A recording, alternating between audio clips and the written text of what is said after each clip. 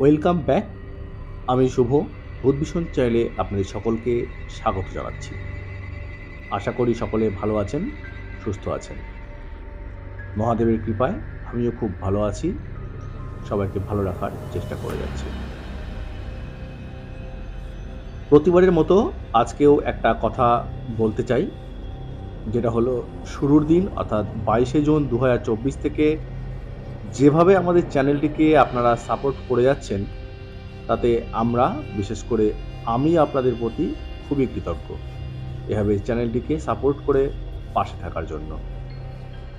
শুরুর দিন থেকে যেভাবে ভালোবাসা দিয়ে আগলে রাখছেন আমাদের চ্যানেলটিকে, ভবিষ্যতেও এই ভালোবাসাটা পাওয়ার জন্য প্রত্যাশা রাখি বা রাখছি। যারা আমাদের চ্যানেলে ঘটনা শোনেন, আপনাদের জন্য আরেকটি প্রেরকের ঘটনা আমরা রেডি করেছি। সেই ঘটনা আজকে পড়ে শোনাবো। তার সাথে বলে রাখি, আপনারা যারা আমাদের সাথে যোগাযোগ করতে চান বা আমাদের চ্যানেলের স্টুডিওতে সরাসরি লাইভে আসতে চান, আপনাদের রিকোয়েস্ট করব সরাসরি আপনাদের ঘটনাগুলি আমাদের চ্যানেলের মেইল আইডিতে বা আমার ইনস্টাগ্রাম আইডিতে লিখে পাঠিয়ে দিন, বা অডিও ক্লিপ করেও পাঠাতে পারেন। এবং যদি আপনি আপনার ঘটনাটি সরাসরি আমাদের চ্যানেলে এসে শোনাতে চান, মানে শেয়ার করে নিতে চান, তাহলে আপনাদের রিকোয়েস্ট করব আপনি অবশ্যই আপনাদের ইনস্টাগ্রাম আইডি থেকে আমার ইনস্টাগ্রাম আইডিতে আপনার নাম আর কোথা থেকে ঘটনা শোনাতে আসতে চান এবং অবশ্যই আপনার ফোন নাম্বারটি লিখে পাঠিয়ে দিন। আমরা অবশ্যই আপনার সাথে ঘটে যাওয়া বা আপনার জানা ঘটনাগুলি শোনার জন্য আমাদের চ্যানেলের স্টুডিওতে আমন্ত্রণ জানাবো। যাই হোক, আমাদের চ্যানেলের ইমেল আইডিটি হলো bhutbhishonstory@gmail.com, আর ইনস্টাগ্রাম আইডি হলো শুভ1694 এবং অমৃতা 4540। ঘটনার শুরুতে অবশ্যই উল্লেখ করবেন যে আপনার ঘটনাটি আপনি আমাদের স্টুডিওতে এসে শোনাতে চান নাকি আমি সেটা পড়ে শোনাবো। দেশের বাইরে থেকে যারা ঘটনা পাঠাচ্ছেন, আপনারা আপনাদের ঘটনাগুলি প্লিজ অডিও ক্লিপ করে পাঠাবেন। গত কয়েক সপ্তাহ থেকে অনেক ঘটনা আমাদের কাছে পৌঁছেছে, সেগুলোর মধ্যে থেকে একজনের ঘটনা আজকে আপনাদের পড়ে শোনাচ্ছি। আজকে থেকে একটি নতুন জিনিস আমরা করতে চলেছি, সেটা হলো কুইজ। যারা আমাদের চ্যানেলের ঘটনাগুলি শুনেছেন বা শোনেন, আপনারা অবশ্যই এই কোয়েশ্চেনটির আনসার সঠিক দিতে পারবেন। সঠিক উত্তরদাতাদের মধ্যে থেকে একজনকে আমরা লটারির মাধ্যমে বেছে নিয়ে পুরস্কৃত করব। প্রতিটি ঘটনার শেষে আমরা কুইজ রাখব। আর কথা না বাড়িয়ে চলে যাচ্ছি আজকের ঘটনায়। শুরু করছি ভূত ভীষণ চ্যানেলের আরেকটি হাড়হিম করা এপিসোড, বুড়া ভূত। ঘটনাটির প্রেরক যেভাবে লিখে পাঠিয়েছেন সেভাবেই আপনাদের ঘটনাটি পড়ে শোনাচ্ছি। নমস্কার শুভদা, আমি জগদীশ সরকার। আমার বাড়ি দক্ষিণ দিনাজপুর জেলার পশ্চিম বড়াইলের ভগবতপাড়াতে। গত আগস্ট মাস থেকে, অর্থাৎ তোমার চ্যানেলের 10 নম্বর এপিসোডে আত্মার ডাক থেকে আমি ঘটনাগুলো শুনি। এই এক মাসের মধ্যে তোমার চ্যানেলের প্রতিটি ঘটনাই আমি শুনেছি। আজ আমার সাথে ঘটা আর আমার দিদার মুখে, পাড়া প্রতিবেশীর মুখে শোনা কিছু ঘটনা জানাতে লিখে পাঠাচ্ছি। অনেক দিন থেকেই ঘটনাগুলো শুনি, আমার নিজের ঘটনাগুলো পাঠাবো অনেকদিন ধরেই চিন্তা করি, কিন্তু লিখে পাঠানো হয় না, তাই জন্য আজ লিখতে বসলাম। যদি ঘটনাগুলো ভালো লাগে বা পড়ে শোনানোর উপযোগী হয় তাহলে অবশ্যই পড়ে শুনিয়ে, তাতে খুবই আনন্দিত হব। তো বন্ধুরা, ঘটনাটিতে সরাসরি চলে যাচ্ছি।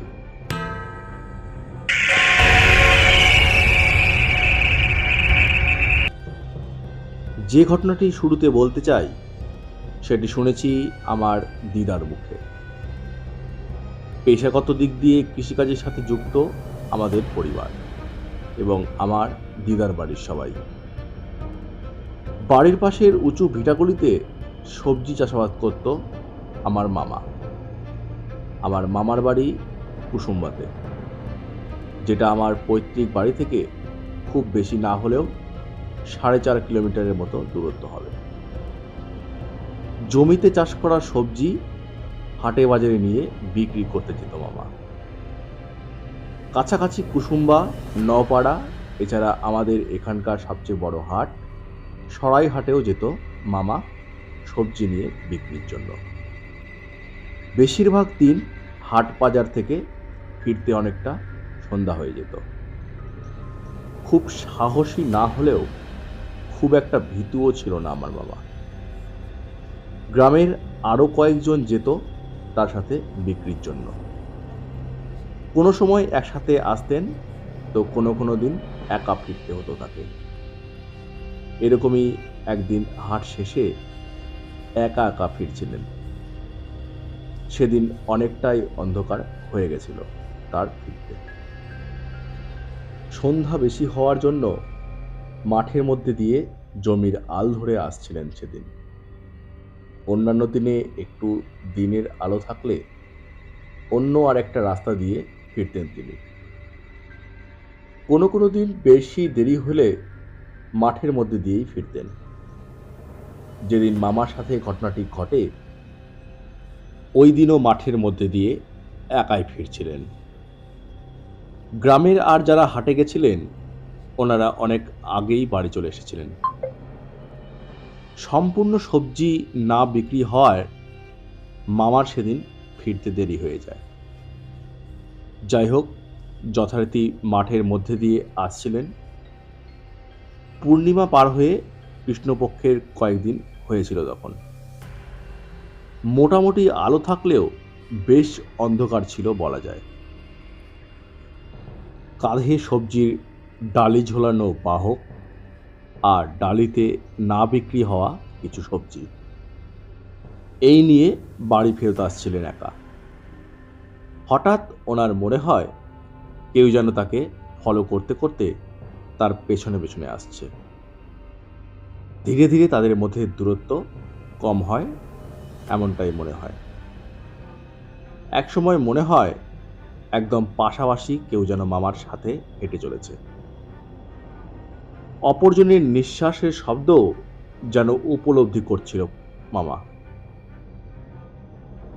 দুই একবার আর চোখে দেখলেও কাউকে কিন্তু নজরে করতে পারেনি মামা। হঠাৎ একজন নাকে সুরে বলে ওঠে,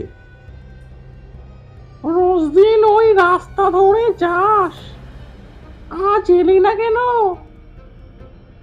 প্রথমে ভেবেছিল গ্রামের কোনো লোক হয়তো, কিন্তু বেশ কিছুক্ষণ পরেও সেই গলার আওয়াজের সাথে গ্রামের আর কোনো পরিচিত কারোর গলার আওয়াজের মিল বুঝতে না পারায় শুরুর দিকে ভয় না পেলেও সেই সময় ঘাবড়ে যান আর ঘামতে শুরু করেন মামা। জোরে জোরে হেঁটে বাড়ির কাছাকাছি আসতেই সেই নাকিসুরের কাউকে বলতে শোনে যে, আজকের মতো বেঁচে গেলি, ওই রাস্তা দিয়ে আসলে আজকে তোর ঘাড় মটকাতাম। যে রাস্তা দিয়ে আসতো বেশিরভাগ দিন মামা, সত্যিই ওই রাস্তাটা একটু খারাপ। ঘটনার বেশ কিছু বছর আগে ওই রাস্তারই এক পাশের এক গাছের একজন যুবক ছেলে, 30-32 বছর বয়সী হবে, ফাঁসি দিয়ে আত্মহত্যা করেছিল। সেই থেকে সন্ধ্যার পর ওই রাস্তা দিয়ে বেশিরভাগ লোকজন যাতায়াত করত না। এখনো ওই গাছটির কাছাকাছি গেলেই গাছ শিউড়ে কাঁটা দিয়ে ওঠে। তো মামা বাড়ির কাছে আসতেই জোরে চিৎকার করে দিদাকে ডাকতে থাকে আর দৌড়ে বাড়ি আসে। এসেই বাড়ির বাইরের বারান্দার মধ্যে এসে শুয়ে হাঁপাতে থাকে আর বলে, কি বাঁচা বাঁচলাম, কি বাঁচা বাঁচলাম। দিদা আর বাড়ির সবাই দৌড়ে মামার কাছে আসে। মামা জল দিতে বললে একজন বড় একটা ঘটিতে করে জল আনে। আনামাত্র অত বড় ঘটির 1 ঘটি ভর্তি জল এক নিঃশ্বাসে শেষ করে ফেলে মামা। লম্বা নিঃশ্বাস ছাড়ার পর ঘটনার সবটা সবাইকে বলে। তারপর থেকে সন্ধ্যার আগেই বাড়ি চলে আসতো মামা। বিক্রি না হলেও বিকেল থাকতেই বাড়ি চলে আসতো।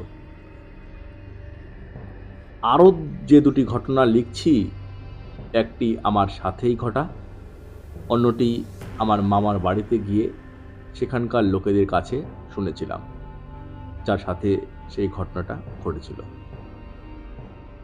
আমার নিজের সাথে ঘটনাটি শেষে লিখে পাঠালাম, আগে মামা বাড়ির কাছে সেই ঘটনাটা লিখলাম। বছর কয়েক আগের কথা, দুর্গাপূজার কয়েকদিন হাতে বাকি। এই করোনা টাইম হবে, পাড়ার পুজো, তাই সব ছেলেপুলেরা চাঁদা তোলার জন্য সকাল সকাল বেরিয়ে পড়তো। কুসুমবাতে 3 মাথা মোড়ের কাছে একটা ছোট ডোবার মতো আছে, তারই এক পাশে একটা বড় বাঁশঝাড়। ঘটনাটা এই ডোবার কাছেই ঘটেছিল। ঘটনার আগের দিন রাত্রে আরও সব ছেলে বয়স্করা মিলে ঠিক করে পরদিন সকালে চাঁদা তোলার জন্য কোথায় যাওয়া হবে। 9টা-10টা বাজলেই রোদের তেজ অনেকটাই হয়ে যাচ্ছিল, যার জন্য ঠিক হয় 6টার মধ্যে সবাই ঘুম থেকে উঠে 6:30টার মধ্যে রেডি হয়ে পূজা প্যান্ডেলের সামনে হাজির হবে। এরপরে সবাই যার যার বাড়ি চলে যায়। সেই ছেলেদের দলের মধ্যেকারই একজন বেশ ডাকাবোকো ছিল, সব কাজেই বেশ আগ্রহ থাকত, আর বেশ ভালোভাবেই করত যেটা বলা হতো। পরদিন সকাল সকাল ওঠার কথা ছিল, সেই কথাটা কিন্তু একদম স্ট্রিক্টলি মাথায় রেখেছিল ছেলেটা। ঘড়িতে রাত তখন 2টো।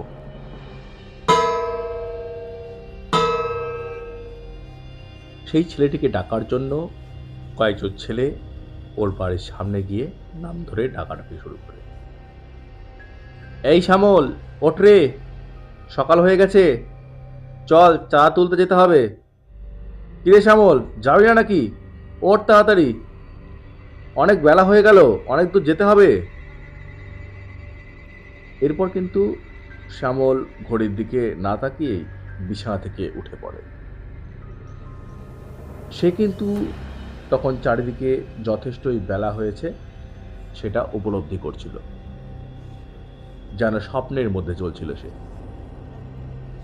একবারের জন্য বুঝতে পারেনি যে তখনও মধ্যরাত।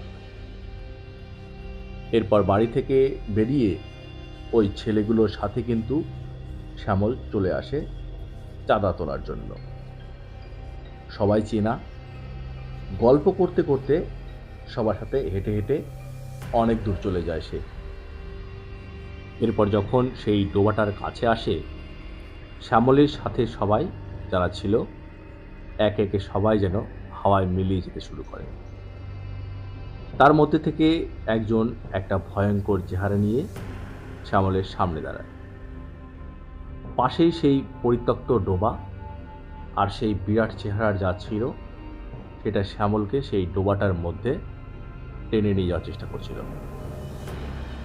এদিকে শ্যামলও তার সঙ্গে একটু গাজোয়াজুরি করছিল।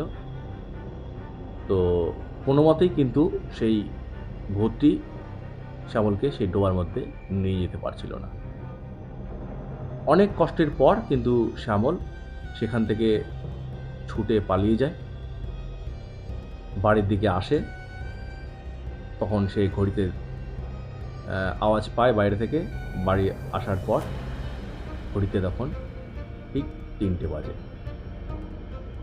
এরপরে কিন্তু সেখানে ওই বারান্দার মধ্যে, বাইরের যে বারান্দা ছিল সেই বারান্দার মধ্যে জ্ঞান হারিয়ে যায়। এরপর যথারীতি সকালবেলা বাড়ির সকলে ঘুম থেকে উঠে বাইরে আসে এবং শ্যামলকে ওরকম অজ্ঞান অবস্থায় ওখানে শুয়ে থাকতে দেখে। এরপরে সবাই শ্যামলকে ডাকাডাকি শুরু করে।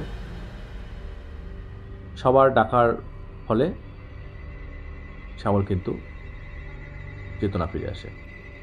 এরপরে সবাই তাকে জিজ্ঞেস করে যে, তুই রাত্রে কোথায় গেছিলি?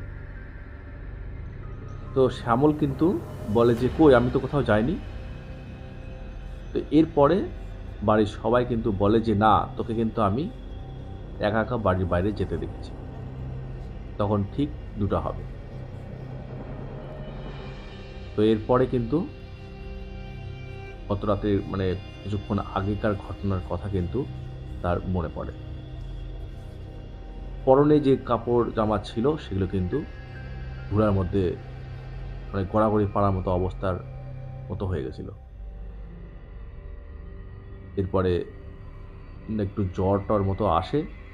ভয়ানক ভয় পেয়েছিল, ওরকম অবস্থা। সেটা খুলেই বলেছিল। তারপরে মাহানের বাড়ি যায়। মাহানের বাড়ি গিয়ে কিন্তু ঝাড়ফুঁক করে তাবিজ-টাবিজ নেওয়ার পরে এখন কিন্তু ভালো আছে। তো এই ঘটনার পর আমার নিজের যে ঘটনাটি আমার সঙ্গে ঘটেছিল, সেই ঘটনাটা এখন জানাতে লিখলাম। আমার বয়স তখন 12-13 বছর হবে। মায়ের সাথে মামার বাড়ি গেছিলাম। একটা অনুষ্ঠান ছিল। তো সেখানে অনুষ্ঠান শেষ করে দিদা কিন্তু আমাদের দুজনকেই কিন্তু অনেক থাকার জন্য অনুরোধ করছিল। বারবারই বলছিল যে, এত রাত্রিবেলা হয়ে গেছে, যাস না। তো আমি কিন্তু নাছোড়বান্দা হয়ে গেছিলাম। সেই বয়সেই একটা ফোটন সাইকেল পেয়েছি বাড়ি থেকে। তো সেটা নিয়েই সবসময় থাকতাম। তো সেই সাইকেল নিয়েই কিন্তু বাড়ির দিকে আসতে চাইছিলাম একা একাই। মা আসতে চাইছিল না, আমি নিজে একা একাই আসতে চাইছিলাম। তো দিদা কিন্তু অনেক মানা করেছিল। তো যথারীতি আমি কিন্তু তাদের কথা অমান্য করেই বাড়ি থেকে বের হই আমার নিজের বাড়িতে আসার জন্য। মা ওখানেই থেকে যায়। সেখান থেকে মানে আমাদের মামার বাড়ি থেকে সরাইহাটে একটা ভাঙা ব্রিজ ছিল। সেই ভাঙা ব্রিজের এখানে আসতেই আমার সামনে একটা 7 ফুট মতো হাইট হবে একটা লোক। বুঝতেই পারছিলাম যে একটা বয়স্ক কোনো লোক হবে। কিন্তু বয়স্ক লোক হলেও তার চলাফেরা দেখে কিন্তু আমার তার বয়স মনে হচ্ছিল না। কিন্তু এটা স্পষ্ট বোঝা যাচ্ছিল যে কোনো বয়স্ক লোকই হবে। কারণ পরনে সাদা পাঞ্জাবি পায়জামা পরার মতো ছিল এবং তার চুল-টুলগুলো কিন্তু বেশ একটু সাদা সাদা টাইপের পাকা পাকা মনে হচ্ছিল। খুব দূরে না হলেও আমার সামনে মোটামুটি সেই বয়স্ক লোক প্রায় 10-15 হাত সামনে ছিল। তা আমি কিন্তু দেখে ওনাকে প্রথমে সাইকেলটা দাঁড় করাই। ওনার চলন ফেরন আমার কিন্তু সুবিধা লাগেনি। আর অত লম্বা একটা লোক কিন্তু আমাদের গ্রামের আশপাশেও কিন্তু কেউ নেই। তো অত লম্বা লোক হঠাৎ করে এত রাত্রিবেলা মানে এত সন্ধ্যাবেলা, বিশেষ করে তখন কটা হবে? তখন 7:30 8টা এরকম হবে। সন্ধ্যা বলাও ভুল হবে। এই সময় কিন্তু ফিরছিলাম। তো আর সেই ঘটনাটা কিন্তু এই টাইমেই ঘটছিল। তো ভাঙা ব্রিজের কাছে সরাইহাটের এখানে অনেকেই কিন্তু এরকম দেখতে পেত অনেক কিছু। তো আমিও এরকম দেখলাম। একজন জোয়ান লোকের মতো কিন্তু সেই বয়স্ক লোকটা হেঁটে যাচ্ছিল। একদম আপন মনে। কোনো থামাথামি নাই, একটু যে বয়স হওয়ার জন্য একটু ধীরে সুস্থে চলবে এরকম কোনো কিন্তু ব্যাপার ছিল না। যথারীতি আপন মনে কিন্তু হেঁটে চলেছে। ওরকম একটা বয়স্ক লম্বা চড়া লোককে দেখে আমি কিন্তু ভয় পেয়েছিলাম। তৎক্ষণাৎ সাইকেলটা ঘুরিয়ে কিন্তু আমি আবার দিদার বাড়ির উদ্দেশ্যে রওনা দেই। এত জোরে সাইকেল চালিয়েছিলাম যেন বাড়িতে পৌঁছেই মনে হচ্ছিল স্নান করে ফিরেছি। তা আমার অবস্থা দেখে কিন্তু বাড়ির সকলে বুঝতে পারে যে আমি কোনো কিছু দেখে ভয় পেয়েছি। তো সবাইকে এই ঘটনাটা বলি যে এরকম কিছু একটা দেখেছি, যার জন্য কিন্তু ঘুরে এসেছি। তা আমার দিদা কিন্তু অনেক বারণ করেছিল তার কথা না শুনে আসার জন্য। হয়তো এরকম ঘটনাটা সেদিন আমার সঙ্গে ঘটেছে। তো এরপরে অনেকটা জ্বর আসে আমার। অনেক ডাক্তার-টাক্তার দেখিয়েছিল, কিন্তু কোনো কাজ হয়নি। পরে আমারই এক পরিচিত একজন আত্মীয়, ওনার কাছে আমাকে নিয়ে যাওয়া হয়। উনি আমাকে একটু জলপড়া দেয়। কিছুটা জল আমাকে খাওয়ানো হয়েছিল, আর কিছুটা জল আমার গায়ে ছিটাই দেওয়া হয়েছিল। তো এরপরে আমি সুস্থ হই। পরবর্তীতে কিন্তু আমি আর ওরকম সন্ধ্যা হলে কিন্তু ওই রাস্তা দিয়ে আর আসতাম না। তো এই ঘটনাটি আমার সঙ্গে ঘটেছিল। আজকে এই ৩ টি ঘটনা যেটা আমার জানা ছিল সেটা লিখে পাঠালাম। যদি তোমার ঘটনাটা ভালো লাগে অবশ্যই চ্যানেলে পড়ে শুনিও। খুবই আনন্দিত হব। আজকের মতো এটুকুই। তো শ্রোতা বন্ধুরা, তোমরা যারা ঘটনাটি শুনলে, মানে ঘটনা ৩ টি শুনলে, তোমরা জানিও যে এই ঘটনাটি কেমন ছিল। যদি ভালো লাগে অবশ্যই একটা লাইক করে দিও। আর কমেন্ট বক্সে কমেন্ট করে জানিও কেমন হয়েছে বা কেমন ছিল ঘটনাগুলো। যারা আমাদের চ্যানেলে নতুন, আমাদের চ্যানেলটিকে সাবস্ক্রাইব করোনি বা করেননি, আপনারা চ্যানেলটিকে সাবস্ক্রাইব করে পাশে থাকা বেল আইকনটিকে টাচ করে নোটিফিকেশন বেলটি অন করে দেবেন। ভবিষ্যতে আমাদের চ্যানেলের ঘটনাগুলো আপলোডের সাথে সাথে আপনারা সেই নোটিফিকেশনটি আপনাদের ফোনে পেয়ে যাবেন। যারা ঘটনাগুলি শুনলেন, আপনাদের যদি এরকম কোনো ঘটনা জানা থাকে বা আপনাদের সঙ্গে এরকম কোনো ঘটনা ঘটে থাকে, অবশ্যই আমাদের জানাতে ভুলবেন না। আপনাদের সেই সব ঘটনাগুলি আমরা আমাদের চ্যানেলে পড়ে শোনাবো। ঘটনা লিখে পাঠাতে স্ক্রিনে দেওয়া ইমেল আইডিতে আপনারা লিখে পাঠাতে পারেন অথবা অডিও ক্লিপ পাঠাতে পারেন। তো যারা ঘটনাগুলি শুনলেন, আমাদের চ্যানেলের সঙ্গে যুক্ত রয়েছেন, চ্যানেলের ঘটনার লিঙ্কগুলো আপনাদের পরিচিত সবার সঙ্গে একটু শেয়ার করে দেবেন, যাতে আরও বেশি সংখ্যক দর্শক আমাদের চ্যানেলে জুড়তে পারেন। আমাদের ভূতভীষণ পরিবার আরও বড় হয়। আরও কোনো ঘটনা আমরা তাহলে কিন্তু জেনে নিতে পারব।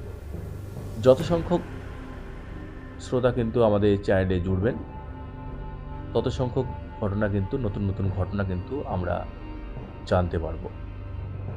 তো সবার কাছে রিকোয়েস্ট থাকলো চ্যানেলের লিঙ্কগুলো একটু শেয়ার করে দেবেন। আবার আগামী শনিবারে আপনাদের জন্য আরও কিছু রোমহর্ষক ঘটনা নিয়ে হাজির হব। ততক্ষণ পর্যন্ত সবাই ভালো থাকবেন, সুস্থ থাকবেন। শুভরাত্রি। আজকে সবার জন্য যে কুইজটি থাকবে সেটি হচ্ছে ভূতবেশী পিসিমা যে এপিসোডটা ছিল আমাদের চ্যানেলের, সেটার সেই পিসিমার বড় ছেলের নাম কি?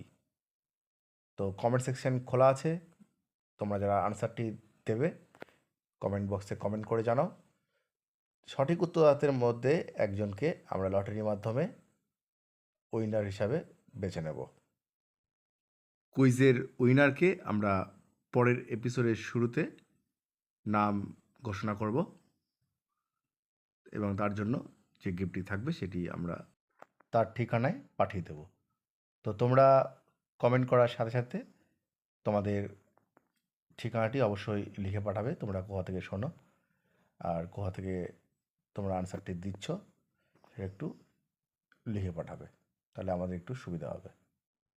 যিনি উইনার হবেন তিনি একটু আমাদের সঙ্গে একটু যোগাযোগ করে নেবেন, আপনার কন্ট্যাক্ট নাম্বারটা দিয়ে দেবেন, আপনাদের সঙ্গে একটু যোগাযোগ করে নেব।